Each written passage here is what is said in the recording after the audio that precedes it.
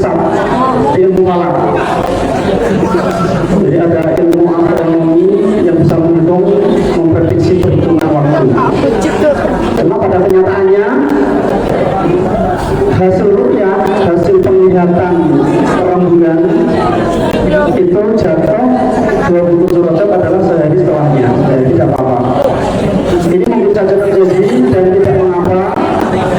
Ketika Ramadan itu perselisihan ya, awal Ramadan bahkan sampai hari raya itu sampai 5 macam peringatan hari raya, harinya berbeda semua. Padahal itu berbeda semua mengaku satu Syawal dan masing-masing punya perhitungan. Dan nanti Allah lah yang menghakimi, yang menilai, yang memutuskan. Karena ini temanya Isra Mi'raj, saya kira kalau bercerita tentang Isra Mi'raj nanti lama-lama kalian pada tidur ya. Karena kalian pelajar, saya mau mengupas tentang Isra Mi'raj dari perspektif sains dan teknologi. Sebelum itu ya tabarkan ya, ada ayat tentang Isra Mi'raj, yaitu surat Al-Isra ayat pertama. Bismillahirrahmanirrahim. Subhanalladzi asra bi'abdihi lailan minal masjidil haram ilal masjidil aqsa alladzi barakna hawlahu alladzi barakna hawlahu linuriyahu min ayatina innahu huwas sami'ul basir. Jadi kalau sudah Allah yang memperjalankan Rasulnya, itu tidak ada yang tidak mungkin. Itu menggunakan lafaz asro, Allah memperjalankan pada malam hari. Jadi Isra Mi'raj itu memang terjadi pada malam hari. Ya, kita tahu Isra itu perjalanan dari mana ke mana? Dari langit ke Jakarta, bukan ya? Dari Masjidil Haram maka ke Masjidil Aqsa Yerusalem, Palestina. Ya.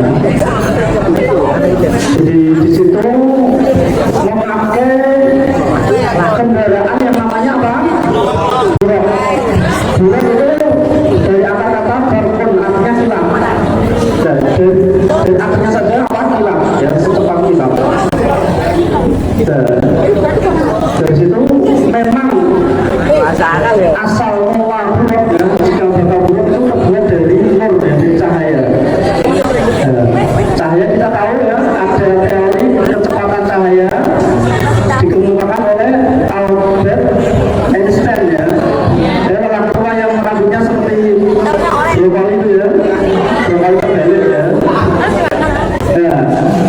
Itu punya teori prinsip antara materi dan energi.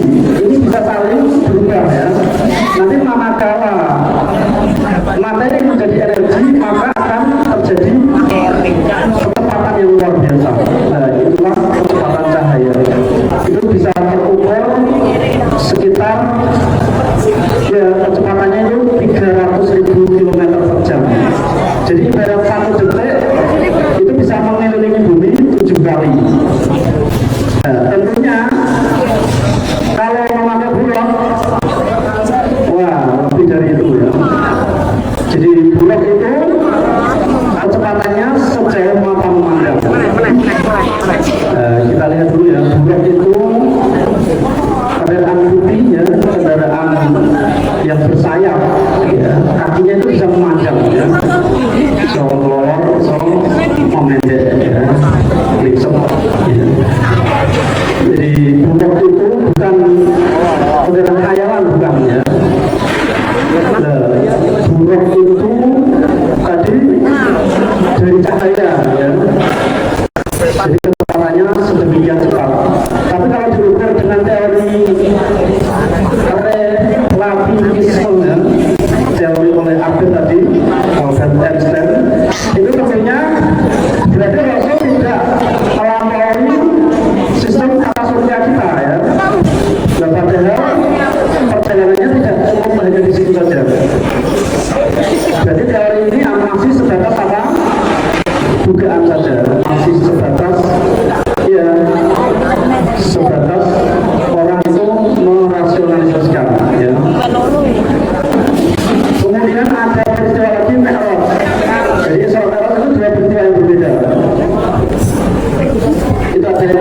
satu malam, ada yang mengatakan malam yang berbeda, masih terjadi perbedaan pendapat.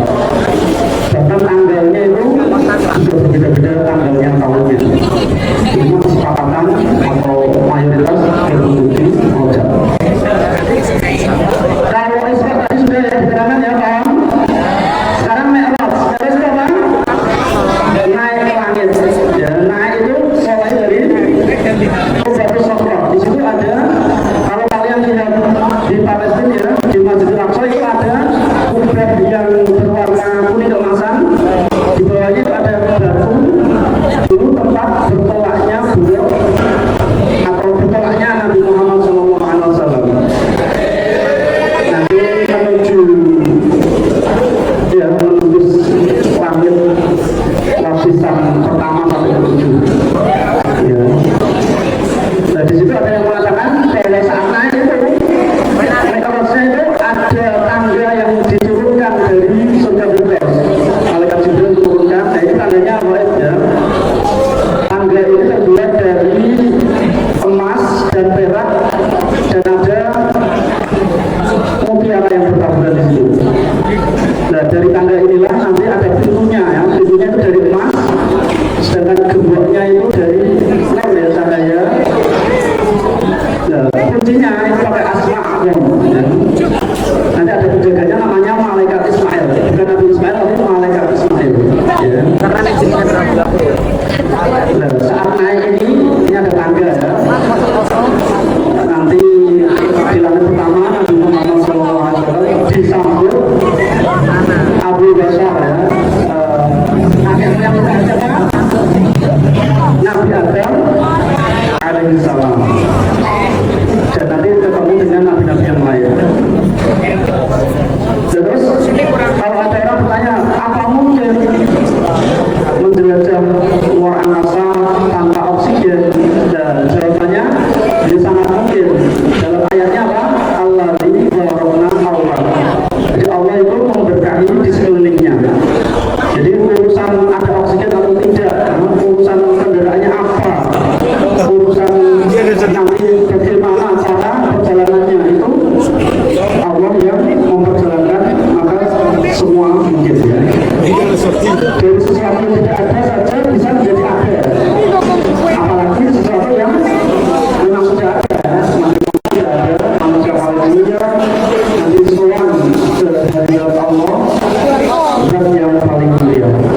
Jadi inilah satu-satunya makhluk yang dipanggil oleh Allah yang soal. Dan di sini Nabi menerima kewajiban berupa sholat. Jadi yang akhirnya 5 waktu kita tinggal.